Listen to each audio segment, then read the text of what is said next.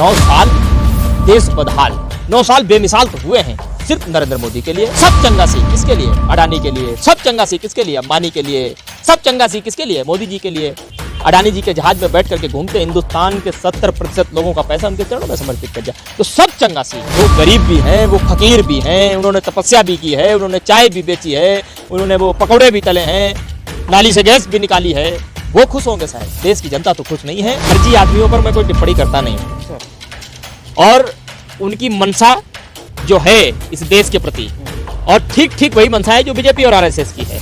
तो बीजेपी और आरएसएस के वो एक एजेंट हैं, इससे ज्यादा और न मैं उनको कुछ समझता हूँ, न मैं उनको गंभीरता से लेता हूँ। मालूम देश बहुत बदल गया भाई, कम से कम 60-70 साल पीछे चला गया, बहुत बदल गया देश, फिर पुरानी स्थिति में देश पहुंच गया है। जिस स्थिति से हम लोग इतनी मेहनत करके, दिन रात मेहनत करके आगे लाए थे, आज देश वापस पहुंच गया, इसमें कोई दो राय नहीं। क्योंकि जो लोग इस समय सत्ता पर काबिज हैं, वो हिंदुस्तान के रक्त बीज से पैदा हुए लोग नहीं हैं, और अधर्म के पक्ष में वो खड़े हैं जो अंग्रेजों की सोच को लेकर के हिंदुस्तान को आगे बढ़ाने की बात करते हैं, जो अंग्रेजों की नियति को अपना करके हिंदुस्तान को पीछे ढकेल देना चाहते हैं। 9 साल में जिसने काम ही सिर्फ सूट और बूट पहन करके घूमने का किया हो, तो आज भी वो घूमेगा। और मैं तो कहता हूं कि 2024 तक जितना घूमना हो नरेंद्र मोदी को घूम ले।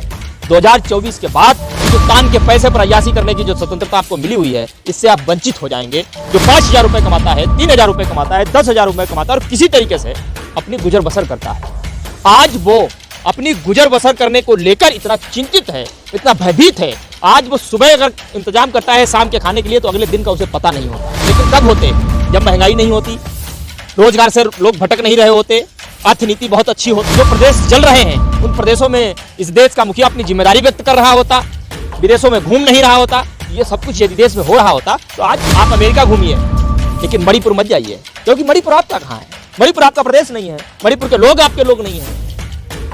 महंगाई दरों दर बढ़ती चली जा रही है, लोग प्रदर्शन कर रहे हैं, टमाटर सेब से ऊपर चला गया, लोग पूछ रहे हैं सवाल क्यों? आपको उस पर कोई जवाब नहीं देना है, क्योंकि टमाटर आप खाते नहीं हैं।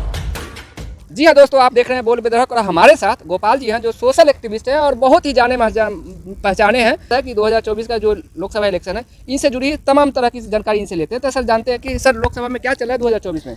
देखिए, 2024 के चुनाव की तैयारी राजनीतिक धरातल पर बहुत जबरदस्त तरीके से हो रही है, और 2024 के चुनाव को लड़ने का काम सिर्फ हम और राजनीतिक पार्टियां ही नहीं करेंगी, पूरी देश की जनता कर रही है। आप जैसे तमाम लोग जो है उसकी कोशिश कर रहे हैं, पहल कर रहे हैं, जनता के मन की बात लोगों के सामने लाने की कोशिश कर रहे हैं कि जनता क्या सोच रही है। आप एक बात बहुत अच्छी तरीके से जान लीजिए कि 2024 के चुनाव को ये पूरा देश बहुत गंभीरता से लेने वाला है, बहुत गंभीरता से चुनाव लड़ने वाला है, क्योंकि 2024 एक ऐसा चुनाव है लोकसभा का जो आने वाले कई साल के बाद भारत कैसा होगा, भारत की दिशा और दशा क्या होगी, भारत किस रास्ते पर जाएगा, भारत प्रगति करेगा या भारत पीछे चला जाएगा, इन सभी चीज़ों को ध्यान रखते हुए इस देश की जनता बहुत जिम्मेदारी के साथ उस चुनाव को लड़ेगी। क्योंकि आप सब जानते हैं, पूरा देश भी इस बात को जानता है, पूरी दुनिया में इस बात की चर्चा है कि वर्तमान हिंदुस्तान में सियासत का जो राजनीतिक दौर है उस पर ऐसे लोग काबिज हैं,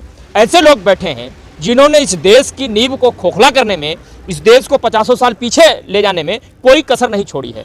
हर तरीके से इस देश पर उन्होंने प्रहार किया है, चाहे रोजगार को लेकर के बात हो, चाहे महंगाई को लेकर के बात हो, चाहे सुरक्षा को लेकर के बात हो, चाहे तमाम संस्थाएं जो हमारे इस देश की ताकत होती थी, जो हमारे इस देश की पावर होती थी, जो भ्रष्टाचार पर रोक लगाती थी, जो हर गलत कार्य के ऊपर शिकंजा कसती थी, आज उन सबका दुरुपयोग बहुत बुरी तरीके से हो रहा है। उनकी जो विश्वास की जो साख थी, आज वो संकट में पड़ गई। अपने ही विश्वास के लिए तमाम संस्थाएं जो है संघर्ष कर रही हैं, यहाँ तक कि कानून का माहौल बन गया है, न्यायपालिका संघर्ष कर रही है।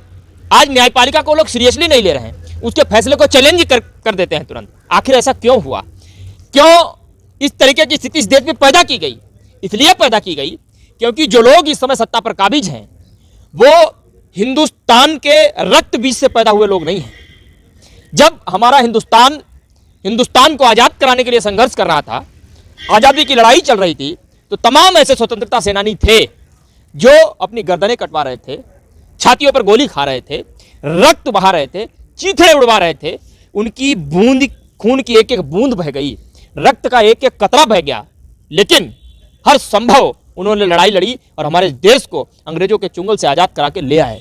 लेकिन जब अंग्रेजों के चुंगल से हमारे देश को आज़ाद कराने के लिए संघर्ष चल रहा था, एक तरफ लोग गोलियां खा रहे थे, एक तरफ लोग अपनी जानें गंवा रहे थे, दूसरी तरफ लोग तनख्वाहें ले रहे थे अंग्रेजों से। एक तरफ लोग इस देश के लिए 3 रंगों से सजा हुआ 24 तीलियों का प्रतीक हमारे तिरंगे के ध्वज को निर्मित किया जा रहा था, देश को ध्वज मिलने वाला था। उसी समय कुछ लोग ऐसे थे जो तिरंगा के खिलाफ खड़े थे, सरदार वल्लभ भाई पटेल के खिलाफ खड़े थे। तो उस सोच को लेकर के 2024 का चुनाव जो है वो बहुत मजबूती से लड़ा जाएगा, जिम्मेदारी के साथ लड़ा जाएगा। और इसलिए मैं कहता हूं, मैं बार बार कई प्लेटफॉर्म पर आकर के इस बात को कह रहा हूं कि 2024 का चुनाव सिर्फ कांग्रेस और बीजेपी के बीच नहीं होगा, सिर्फ पार्टियों के बीच नहीं होगा। वो चुनाव धर्म और अधर्म का चुनाव है। धर्म के पक्ष में वो लोग खड़े हैं जो हिंदुस्तान को बचाना चाहते हैं, धर्म के पक्ष में वो लोग खड़े हैं जो संविधान को बचाना चाहते हैं, धर्म के पक्ष में वो लोग खड़े हैं जो लोकतंत्र को बचाना चाहते हैं, और अधर्म के पक्ष में वो खड़े हैं जो अंग्रेजों की सोच को लेकर के हिंदुस्तान को आगे बढ़ाने की बात करते हैं, जो अंग्रेजों की नियति को अपना करके हिंदुस्तान को पीछे ढकेल देना चाहते हैं। सर, फ्रांस में मोदी जी गए और बहुत अच्छे से वेलकम हुआ है। जिस व्यक्ति ने 9 सालों से हिंदुस्तान की तरफ आंख उठा करके ना देखा हो, हिंदुस्तान में बेरोजगारी है, कि हिंदुस्तान में महंगाई है, कि हिंदुस्तान की अर्थनीति चौपट हो चुकी है, हर संस्थाएं ध्वस्त हो चुकी हैं, 9 साल में जिसने काम ही सिर्फ सूट और बूट पहन करके घूमने का किया हो, तो आज भी वो घूमेगा। और मैं तो कहता हूं कि 2024 तक जितना घूमना हो नरेंद्र मोदी को घूम लें। 2024 के बाद ये जो स्वतंत्रता आपको मिली हुई है, हिंदुस्तान के पैसे पर अय्याशी करने की जो स्वतंत्रता आपको मिली हुई है, इससे आप वंचित हो जाएंगे, दूर हो जाएंगे। आप अमेरिका घूमिए, लेकिन मणिपुर मत जाइए, क्योंकि मणिपुर आपका कहाँ है? मणिपुर आपका प्रदेश नहीं है, मणिपुर के लोग आपके लोग नहीं हैं। महंगाई दरों दर बढ़ती चली जा रही है, लोग प्रदर्शन कर रहे हैं, टमाटर सेब से ऊपर चला गया। लोग पूछ रहे हैं सवाल, क्यों? आपको उस पर कोई जवाब नहीं देना है, क्योंकि टमाटर आप खाते नहीं हैं। साग सब्जी में क्या क्या महंगा हुआ भारत में? आप कौन सी चीज महंगी नहीं हुई ये बताइए। आप क्या क्या नहीं महंगा हुआ ये बताइए। आप टमाटर महंगा नहीं हुआ, मिर्ची महंगी नहीं हुई, धनिया महंगा नहीं हुआ, नींबू महंगा नहीं हुआ, अदरक महंगी नहीं हुई, क्या महंगा नहीं हुआ ये बताइए आप मुझे। इसीलिए मैं कहता हूं कि तमाम वो चीजें, क्योंकि हम तो गिना ही रहे हैं एक एक करके कि किस तरीके से इस हिंदुस्तान को बर्बाद करने में कोई कसर नहीं छोड़ी गई है, हर तरीके से। आज हिंदुस्तान का जो सामान्य वर्ग है, सामान्य वर्ग का मतलब जो 5,000 रुपए कमाता है, 3,000 रुपए कमाता है, 10,000 रुपए कमाता है और किसी तरीके से अपनी गुजर बसर करता है, आज वो अपनी गुजर बसर करने को लेकर इतना चिंतित है, इतना भयभीत है। आज वो सुबह अगर इंतजाम करता है शाम के खाने के लिए, तो अगले दिन का उसे पता नहीं होता है। तो यह स्थिति क्यों पैदा हुई? इन सभी स्थितियों से निपटने के लिए हमको 2024 में अपने हितों को छोड़कर निस्वार्थ भाव से इस देश को बचाने की लड़ाई लड़नी होगी, क्योंकि देश बचेगा तो ही सब कुछ बचेगा। अगर देश नहीं होगा ना, तो किसी चीज का निवारण नहीं हो सकता। फिर आप कारण गिनाते रहिएगा। सरकार तो बहुत दावे करती है, सरकार ने तो कितना सुंदर टैग दिया है आपको, आपके नाम के आगे गोदी मीडिया कहा जाता है कि नहीं? कई जगह आपको ऐसे भी लोग मिलते होंगे, देखो पतल चाट पत्रकार आ गया। ये सब टैग किसने दिया आपको? सरकार की कृपा से ही तो मिले हैं आपको। सरकार कहते हैं 9 साल बेमिसाल। 9 साल बेमिसाल होते, लेकिन कब होते? जब महंगाई नहीं होती, रोजगार से लोग भटक नहीं रहे होते, अर्थनीति बहुत अच्छी होती, समझे, सब्जियों पर दाम के ऊपर शिकंजा लगा होता, हर सब्जी को लोग आसानी से खरीद सकते होते, हर संस्थाएं अपना काम बहुत अच्छी तरीके से कर रही होती, गलत को गलत कहा जाता, सही को सही कहा जाता, चोर को चोर कहने पर लोगों को सजा नहीं होती, चोर को साहूकार बताने पर लोगों को सम्मानित नहीं किया जाता।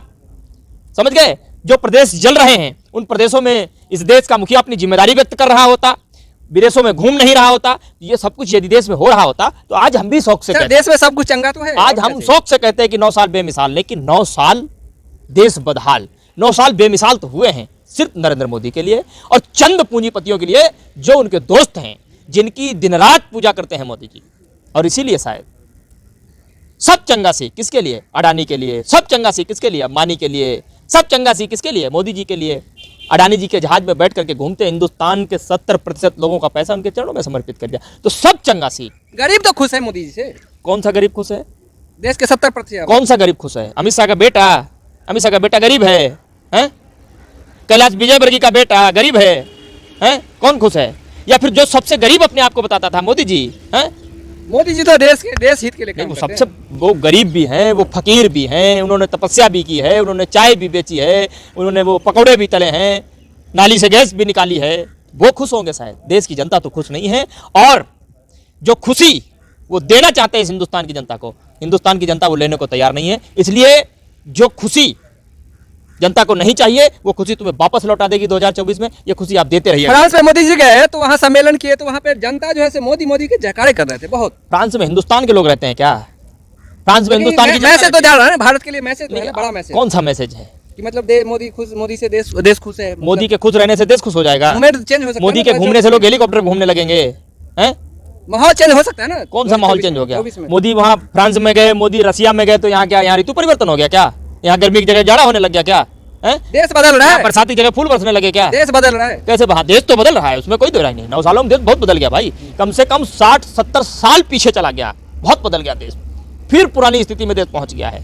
जिस स्थिति से हम लोग इतनी मेहनत करके, दिन रात मेहनत करके आगे लाए थे, आज देश वापस पहुंच गया, इसमें कोई दो राय नहीं। आप कितनी भी कोशिश कर लीजिए, प्रधानमंत्री नरेंद्र मोदी जी को 2024 में ये देश सजा देगा, और ऐसी वैसी सजा नहीं देगा, बहुत जबरदस्त तरीके से सजा देगा। नरेंद्र मोदी समेत पूरी भारतीय जनता पार्टी सदियों तक याद रखेगी कि जनता के साथ धोखा करने पर, जनता से झूठ बोलने पर, जनता को बरगलाने पर, जनता को जुमले देने पर, जनता के साथ ना खड़े होने पर जनता किस तरीके की सजा देती है। ये बात इनको याद रहेगी और आपको भी याद रहेगी। जनता में नारे है कि हर घर मोदी, घर घर मोदी, ये क्या है? देखिए, ये सिर्फ नारे भारतीय जनता पार्टी के कार्यालय में लगते हैं। जहां भारतीय जनता पार्टी का कार्यालय है, जहां उनके समर्थक ये नारे वहीं लगते हैं, हर जगह ये नारे नहीं लगते हैं। और ये नारे मेन स्ट्रीम की मीडिया की चौखट पर भी लगते हैं, जहां किराए पर लोग बुला करके बैठाए जाते हैं, बहस करवाई जाती है और शाम तक सुप्रीम कोर्ट की तरह घोषित कर दिया जाता है कि माहौल किसके। ये वाला धीरेन्द्र शास्त्री नोएडा में आए थे, गाजियाबाद में भी आए थे, बोले हिंदू राष्ट्र क्या है? देखिए, वो फर्जी आदमियों पर मैं कोई टिप्पणी करता नहीं हूँ, अच्छा। और उनकी मंशा जो है इस देश के प्रति, और ठीक ठीक वही मंशा है जो बीजेपी और आरएसएस की है। तो बीजेपी और आरएसएस के वो एक एजेंट हैं, इससे ज्यादा और न मैं उनको कुछ समझता हूं, न मैं उनको गंभीरता से लेता हूं। देशभक्त हैं और हिंदू में, भारत में मैं हिंदू क्या कह रहा हूं, वो एजेंट हैं बीजेपी और आरएसएस के, इससे ज्यादा न मैं कुछ समझता हूं, न मैं उन्हें सीरियसली लेता हूं।